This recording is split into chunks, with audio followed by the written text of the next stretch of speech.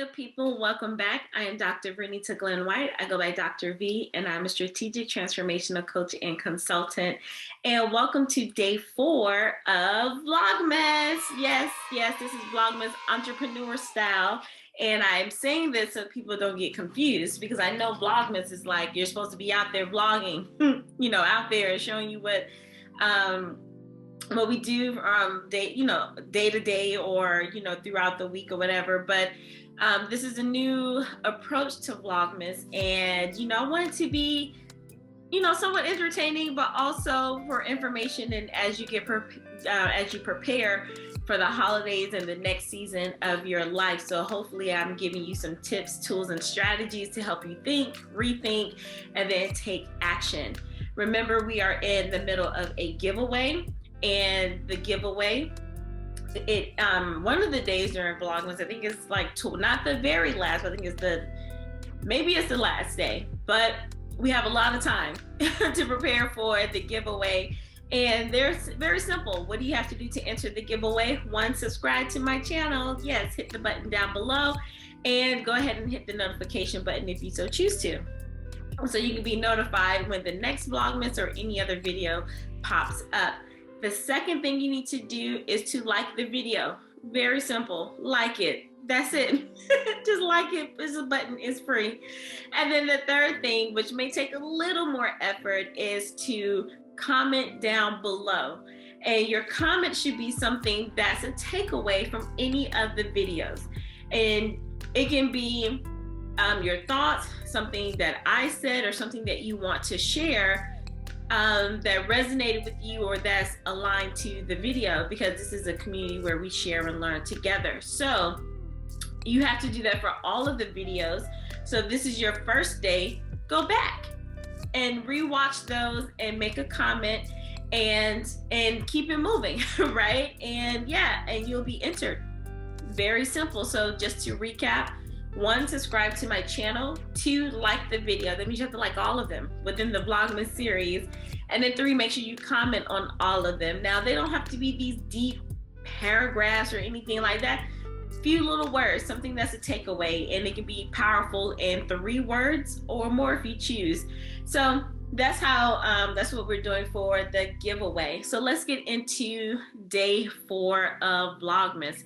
And we're talking about the biggest mistakes that people make. So in my area with the coaching and consulting, is I work with high-level achievers, mainly women, but there have been some men as well, who want to transition into like either another career, another profession, or transition into something new in their life. So making a transition. So these are mistakes that people make. And I'm coming to you from I was a parallelpreneur, where I had a full-time career job, and then I was doing some things on the side as consulting and coaching, and now I'm here full-time. So my perspective will be from, my thoughts will be from that perspective. So the first thing that people do before they transition, or if they're in that space, is they don't value the skill set that they currently have.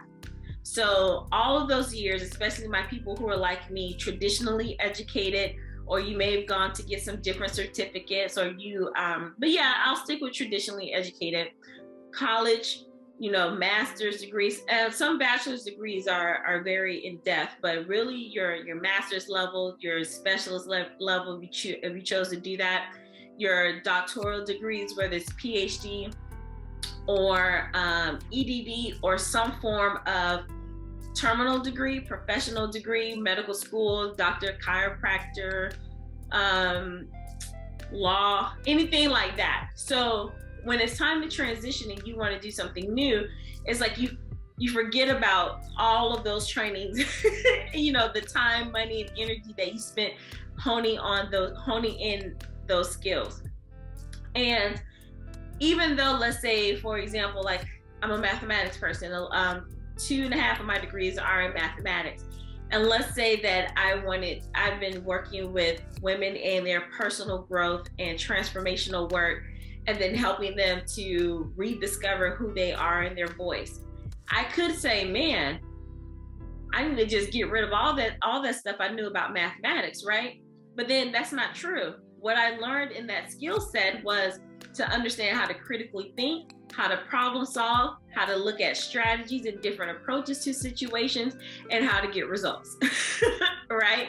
And I use that same information with my clients and customers, or even with my friends. So that's one mistake. Think about this. Where are you right now in your life? What career do you have? And then look at where you may want to go.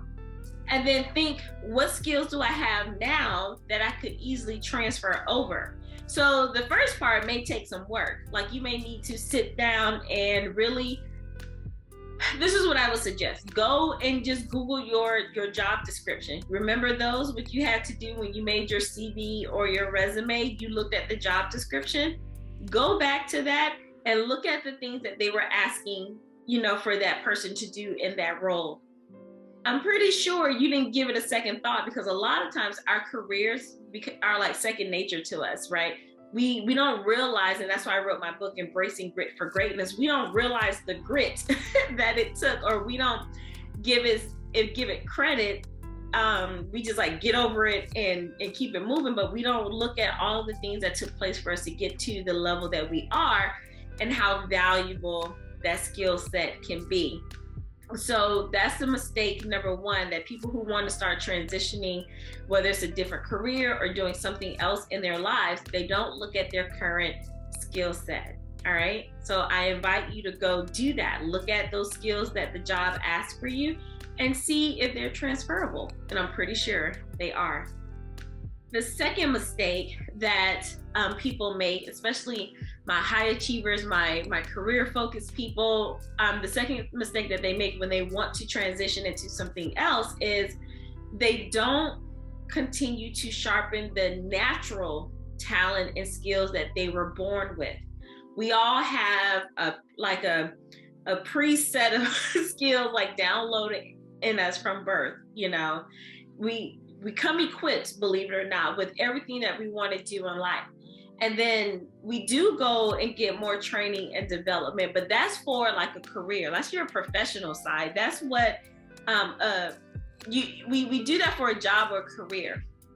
And we focus so much attention on that, but we don't take time to, and I say we because I've done this and I have to catch myself. Who am I outside of this job? Who am I outside of this career or outside of this degree? What comes to me naturally? What is something that I enjoy, that people come to me for? And you hear this a lot from people. It's like, well, what are you good at? And a lot of times I don't think we take the time to sit there and hone that in, because we immediately jump to our professional side and we hone those skills in. But think about this. When that job or career goes away, or now you're in a position where you either want to transition totally away from it, or you want to start stepping back from it so you can do something else, it's like, well, what else do you have to offer?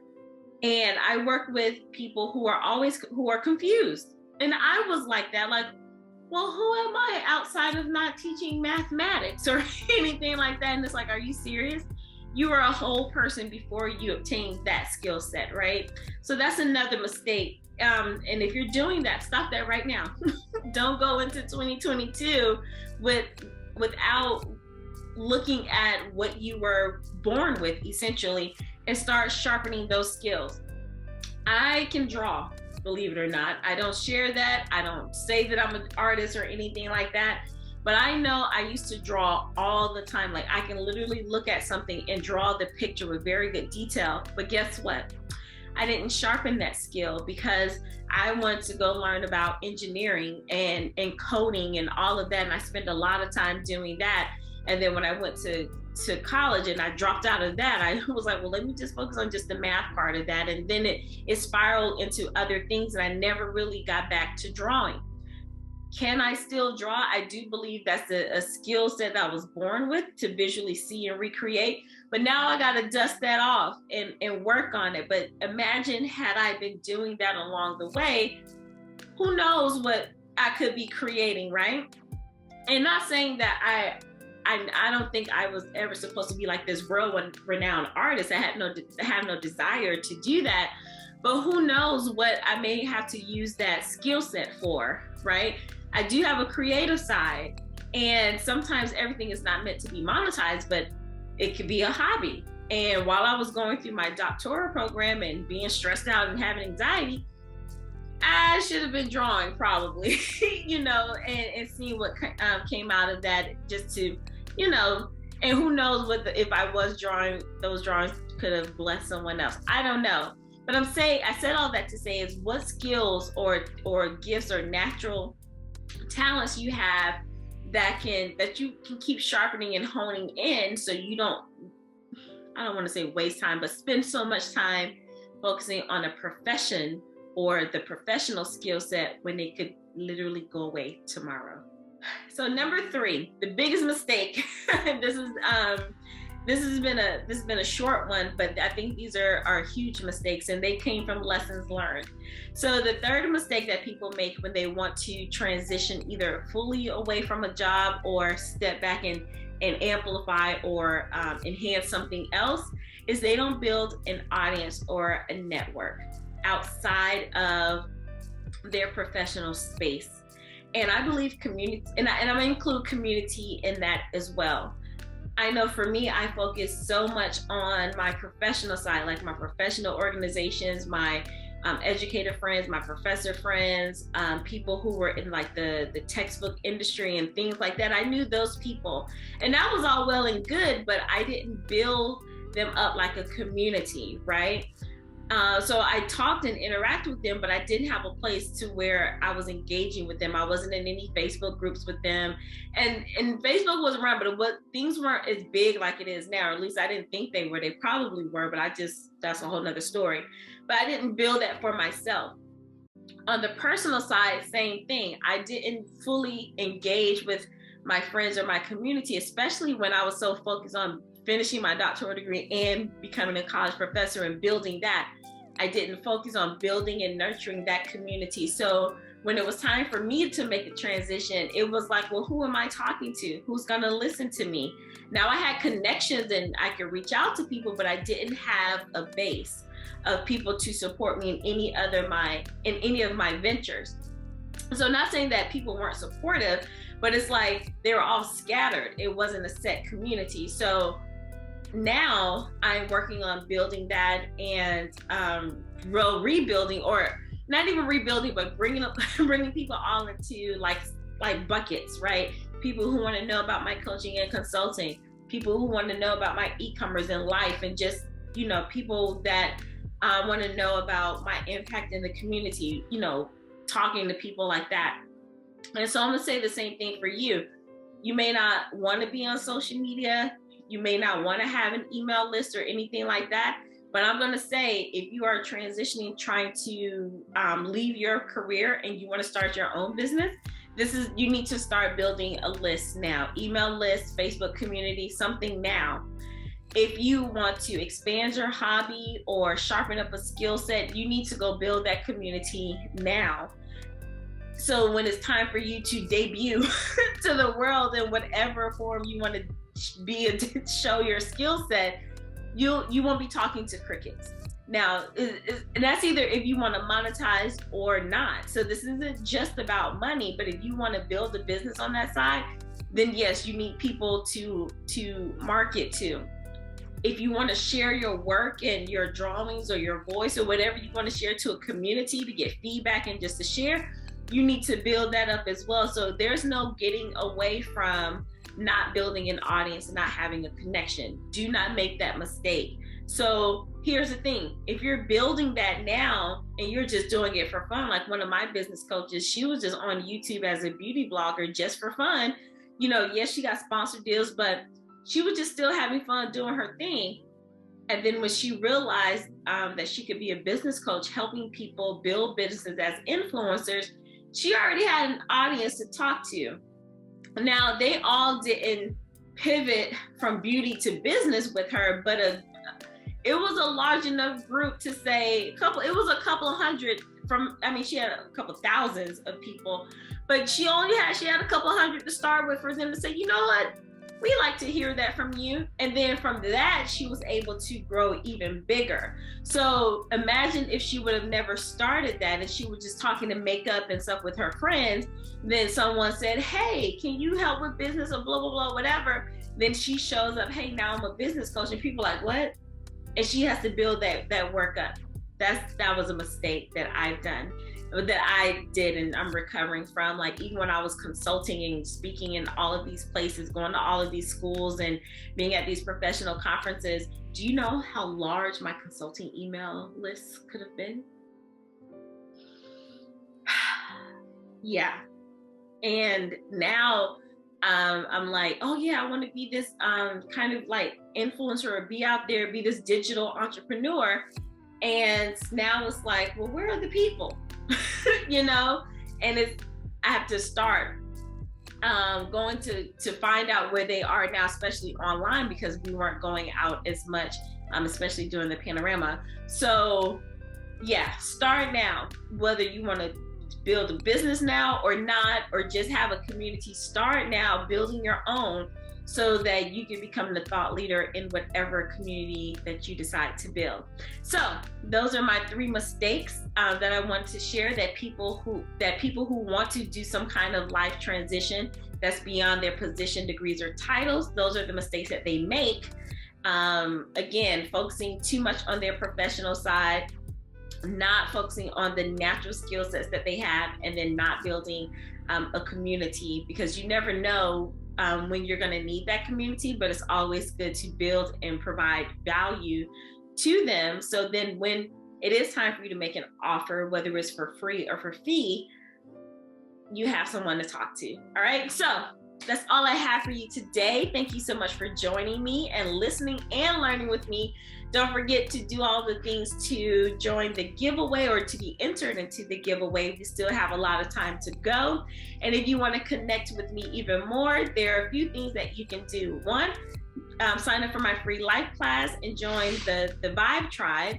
And we're all the same. Vibe Tribe is the larger thing. And then I have my Facebook group, which I'll talk about in a second. So my free life class, drvernitafreegift.com. The second thing you can do is join our Facebook community, which is large, and it stands for Lopsided Achiever Recovery Group Experience, to where we work with high-level professionals and career-minded individuals who want to have a focusful life, or a full focus life, and embrace their brilliance along the way. All right, so that's all I have for you. I will see you in the next one. And remember this: to be well, be empowered, be bold, and be brilliant. Until next time, bye.